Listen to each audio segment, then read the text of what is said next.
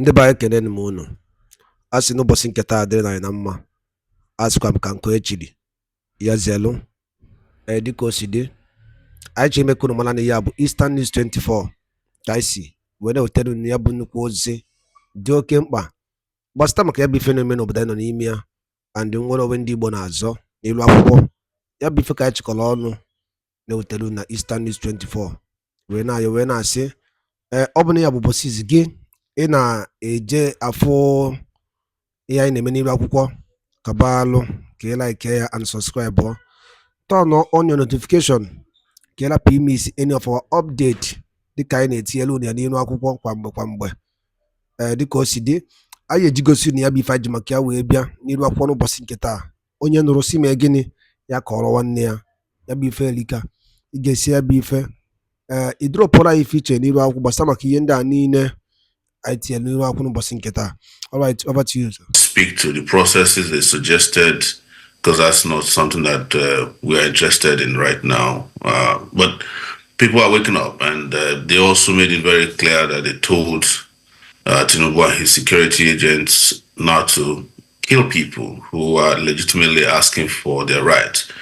And you have seen that there's been a lot of rush in terms of interventions. Suddenly, they're releasing money left, right, and center for grants. They are making all kinds of efforts to to make sure that Nigerians are calmed down. But it is for us a little bit, I mean, too little, too late. But this is 10th day as I'm speaking with you. Abuja is on the streets to for the grand finale, and I think Lagos will join soon. Port Harcourt will do so. But we must not forget to mention that a lot of high-handedness, extrajudicial killings, and a lot of shenanigans by security agencies would not be overlooked. This was completely terrible handling of Nigerians who are asking for their rights peacefully that we saw in Kano, we saw in Kaduna, even in Lagos, where thugs were driven to various centers where protests were happening to beat up peaceful protesters and even journalists, including your journalists. I'm surprised that you didn't ask the Lagos guy why they decided to send thugs to beat you guys up. But that's a conversation for another day. Oh, yes, indeed. I mean, speaking of the demands and the protests, today is the last day. Demands have been made. And the government, the president has come out to address it. And he also talked about somewhat of a negotiation or some sort of talks on the sidelines. But if I'm correct, about some days ago, you posted a non-negotiable list of demands that are core demands of the protesters. And those non-negotiable demands, I must have to ask, this is day 10, right? If it's non-negotiable, do you think that it has been achieved then? No, this is day 10 of a series of revolts that will hit Nigeria if these demands are not met within a period of time. And let me let you in today, being the first, sorry about that, being the first station that we will tell this, that these protests will resume from the beginning of October. And they might even resume earlier, depending on situational variables. And when we start in November, we will not stop until these demands are met. So already that conversation is going on among planners and organizers and the public, members of the public about this. So just to get it right, 1st of October, which is Independence Day. Yes. Well, they're on Independence Day. We want to fight for real independence starting from that day. Now, I must ask, given all of the situation that have occurred during the hashtag Endbadgovernace protests, from the dispersing of protesters with live bullets, ammunition, to the curfews that was imposed, as well as the events that we saw in Kaduna and Kano. Do you think that still going back on the streets to demonstrate is the answer to call for these demands? Yes, because that's the only language they understand. They don't understand any language that is just mere sending letters to them. But this is not about sending love letters to people in government. People have been cheated.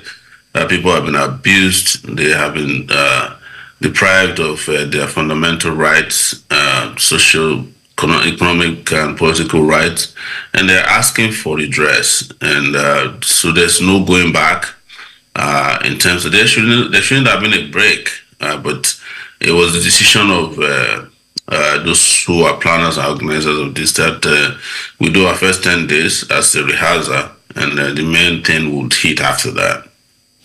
Mr. Sowore, certain agencies, governmental agencies, immigrations, finance and all, have talked about a certain scrutinies regarding people who they consider sponsors of the protests. First question is, are you a sponsor of the protests here in Nigeria? One, and if you are, have you noticed any indication that you are on some sort of watch list, whether by the immigrations or by the financial institutions here in Nigeria? And also your roundabout view regarding that watch list. That's the people who should be on watch list.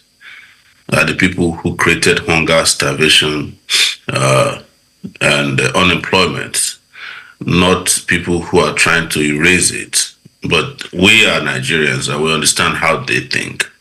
The second aspect of it is that I have been on the watch list of Nigerian government since 1992, when I was part of the student leaders in Nigeria that fought against Ibrahim Babangida, then general and head of state, during Babangida must go. So I don't know why they are wasting their time mentioning watch list again. The third aspect of it, yes, we have our organization, the Take It Back Movement's account at UBA was frozen, and it still remains frozen as we speak. And when they reached out to us, they claimed that they can't find the documents we used in opening the account, which is ridiculous because there's no way you can open an account without documentation.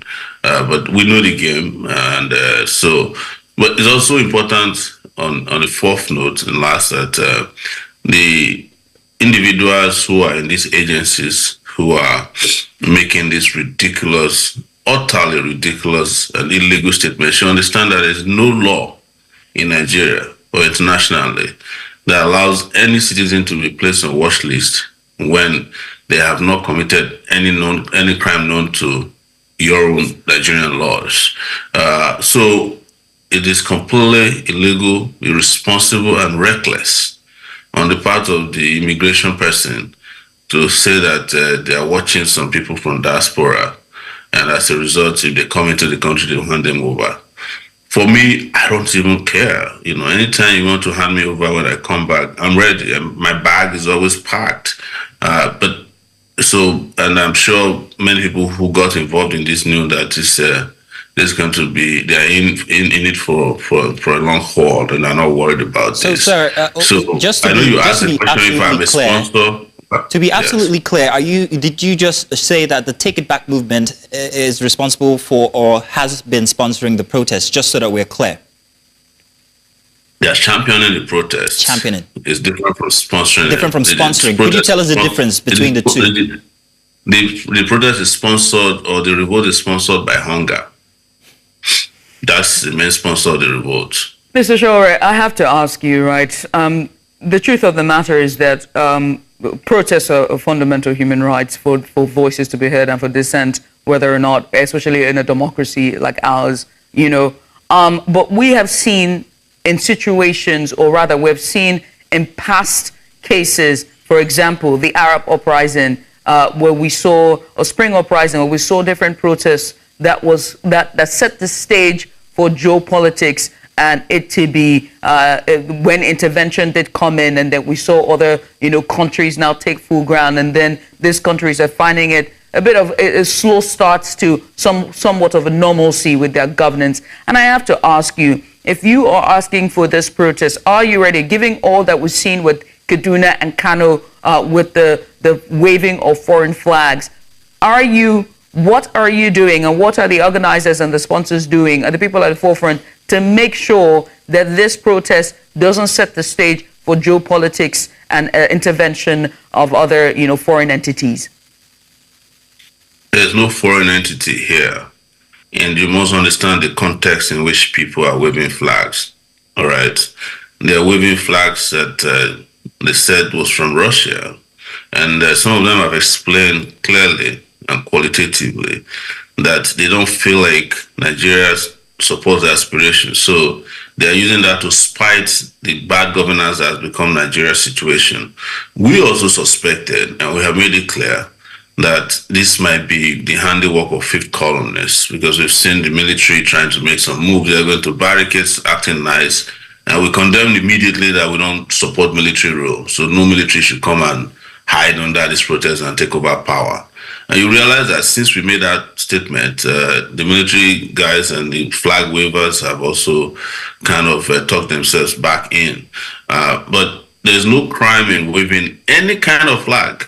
No crime in waving Russian flag, Palestinian flag in Nigeria. There's no law that says you can't put up a flag of another country during protests. That's why they call it protest. You know, it's sometimes you use it to object to your own social political objective conditions and say to this, that's why they call it protest. And on the day of protest, people do things that they don't do on normal days. So don't let us make any big deal about waving Russian flags. But we have condemned those who are calling for military takeover. We don't want the military. The military in Nigeria is worse, worse than the military anywhere. I've experienced military rule before, up to 1999. I've lived in Abuja for 5 years, and I saw the senior military officers. They are as corrupt as their civilian counterparts. They are the ones who rig elections. They are the ones who abuse you. They are the ones who went and shot innocent protesters at Lekki toll gate. So don't even pray for or wish upon yourself military rule. And bad governance also include those guys in the military and the security forces, and we want to put an end to all of that.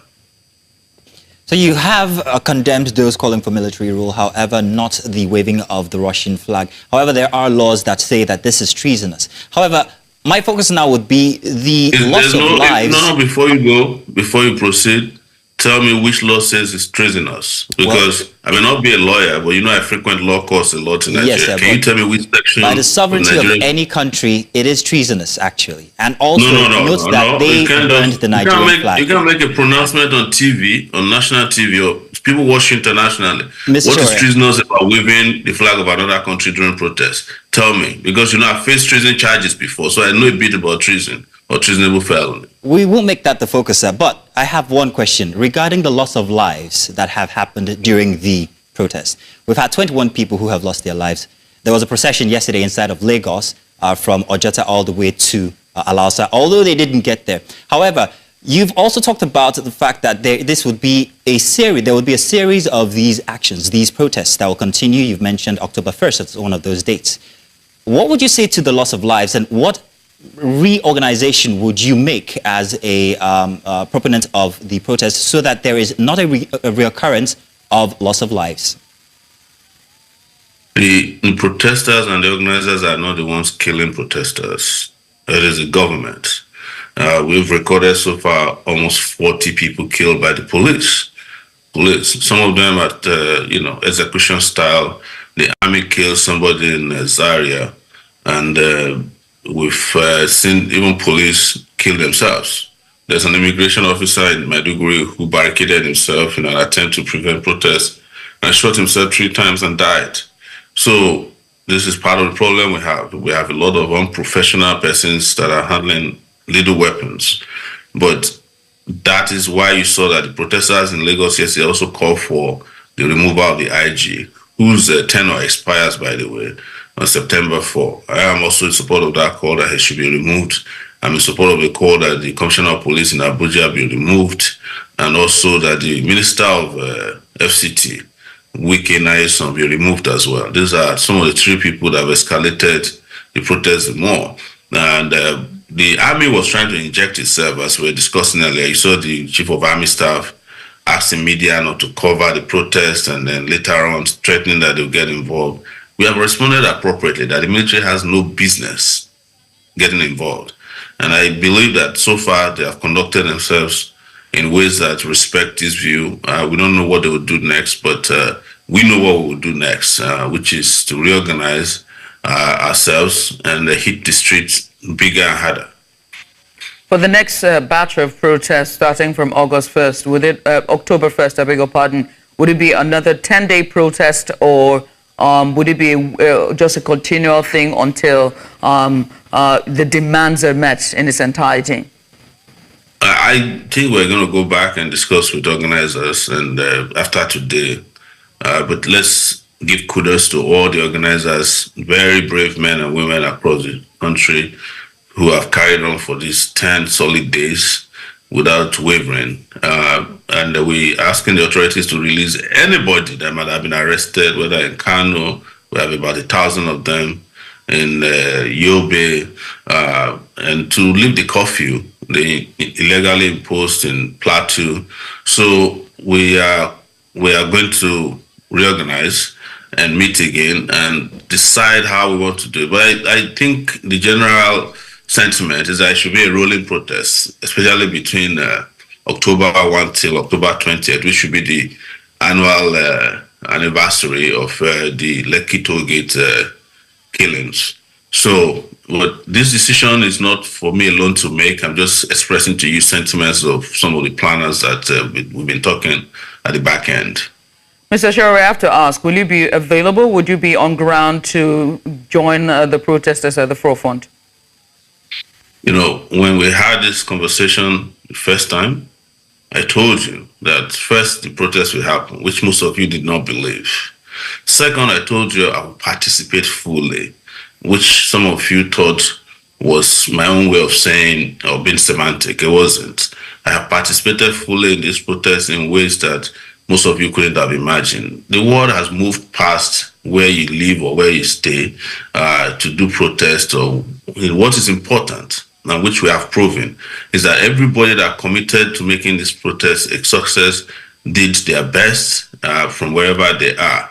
So if I'm going to participate physically, which is what you're asking, you will see me, and I'm sure that will happen one of these days soon.